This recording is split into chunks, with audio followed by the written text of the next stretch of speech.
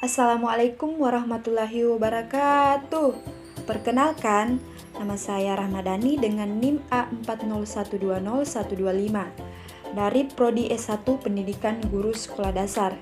Nah, pada video kali ini saya akan menjelaskan tentang permasalahan rendahnya mutu pendidikan di Indonesia dan bagaimana solusi dari permasalahan tersebut. Berdasarkan bahasa mutu berarti kualitas, tingkat, derajat, kadar. Sedangkan mutu pendidikan adalah kemampuan sistem pendidikan, baik dari segi pengelolaan juga dari seni proses pendidikan itu sendiri, yang diarahkan secara efektif untuk menaikkan nilai tambah pendidikan. Jadi, ada beberapa faktor yang menyebabkan rendahnya mutu pendidikan di Indonesia. Faktor yang pertama yaitu rendahnya kualitas pendidik atau pengajar.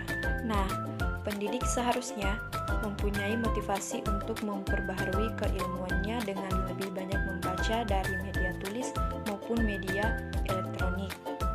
Maka tidak heran bila guru senior ilmunya ketinggalan oleh guru yang lebih muda, baik usianya maupun pengalaman kerjanya. Jadi, bagaimana kualitas pendidikan akan meningkat bila gurunya enggan membaca? Kedua yaitu kurangnya sarana dan prasarana belajar. Sarana dan prasarana pembelajaran di tiap-tiap sekolah di Indonesia masih jauh dari kata merata, terkhususnya sekolah yang berada di daerah terpencil atau pedesaan.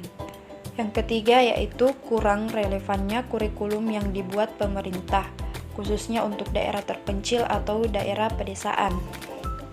Permasalahan kurikulum ini juga cukup mempengaruhi mutu pendidikan di Indonesia, karena biasanya sebelum kurikulum itu diberlakukan, diuji cobanya selalu di daerah perkotaan saja, tidak pernah diuji coba juga di pedesaan terpencil sebagai pembanding.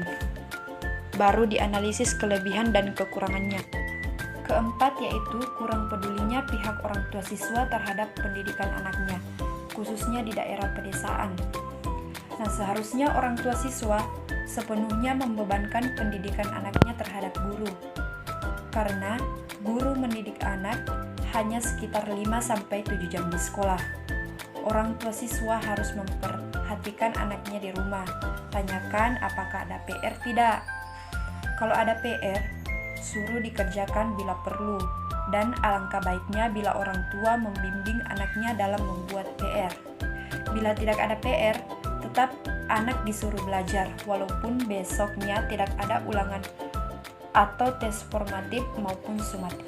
Yang kelima yaitu siswa kurang termotivasi dalam belajar. Bila hal ini terjadi, ini adalah tugas bersama yaitu guru dan orang tua untuk menumbuhkan dan meningkatkan motivasi siswa dalam pembelajaran. Beri pengertian dengan bahasa sederhana dan komunikasikan kepada anak pentingnya belajar untuk bekal hidup dan masa depan sebagai jembatan untuk menuju cita-cita. Kemudian yang keenam atau yang terakhir yaitu dampak buruk dari alat elektronik seperti televisi dan PlayStation atau game. Seharusnya televisi mempunyai dampak positif terhadap ilmu pengetahuan. Tetapi kebanyakan anak bahkan orang tua senang menonton berita. Mereka lebih senang menonton sinetron atau acara gosip. Seharusnya anak dibimbing dan dibatasi waktu menonton televisi. Anak juga jangan sampai kecanduan bermain game hingga lupa pada tugasnya untuk belajar. Main game juga perlu dibatasi waktunya, misal hanya pada hari libur saja dengan durasi waktu maksimal 2 jam. Melihat beberapa permasalahan yang mengakibatkan rendahnya mutu pendidikan di Indonesia, ada beberapa langkah yang perlu dilakukan untuk meningkatkan mutu pendidikan ini. Maka solusi untuk masalah-masalah teknis dikembalikan kepada upaya-upaya praktis untuk meningkatkan kualitas sistem pendidikan.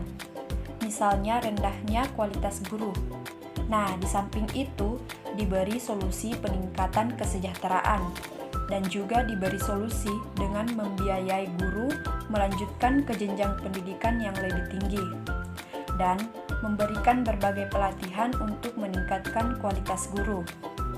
Selain itu, ada juga rendahnya prestasi siswa, misalnya diberi solusi dengan meningkatkan meningkatkan kualitas dan kuantitas materi pelajaran, dan meningkatkan alat-alat peraga, sarana dan sarana pendidikan.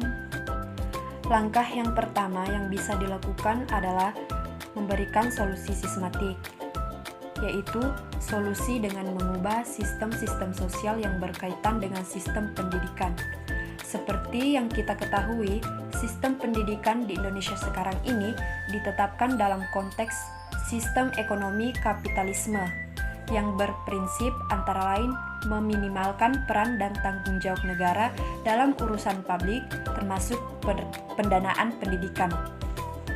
Nah, maka solusi untuk masalah-masalah yang ada, khususnya yang menyangkut perihal pembiayaan seperti rendahnya sarana fisik, kesejahteraan guru, dan mahalnya biaya pendidikan, berarti menuntut juga perubahan sistem ekonomi yang ada.